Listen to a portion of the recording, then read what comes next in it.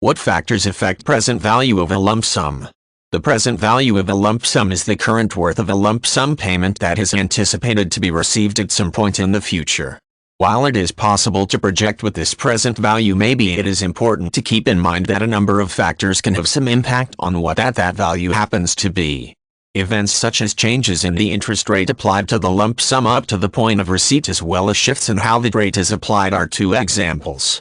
The number of compounding periods involved between the present date and the date that the lump sum is actually tendered will also make a significant difference in how much of a return is realized. One of the key factors that will affect the present value of a lump sum is the rate of interest that will apply to the investment. The presence of a fixed rate helps to reduce a great deal of the investment risk associated with this type of earning activity.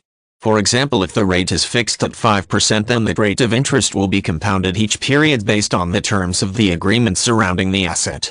Should the interest rate be floating or variable, the amount of interest compounded will likely be different at various times during the asset's life, making it necessary to base projections on what is anticipated to happen with the average interest rate. Identifying and accurately projecting that movement with the interest rate is very important when it comes to calculating the present value of a lump sum. The present value of a lump sum can also be impacted by how the interest is compounded. While the process will call for the interest to be compounded in specific periods as outlines in the terms of the contract, it is important to know what exactly is meant by a period.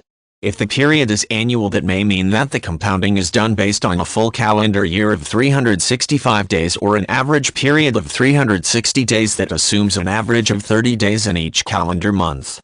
While this would make relatively little impact on a small lump sum, the compounding periods involved do matter when dealing with much larger sums. Along with the type and rate of interest and the specifics of each compounding period, the number of compounding periods will also be very important to projecting the present value of a lump sum.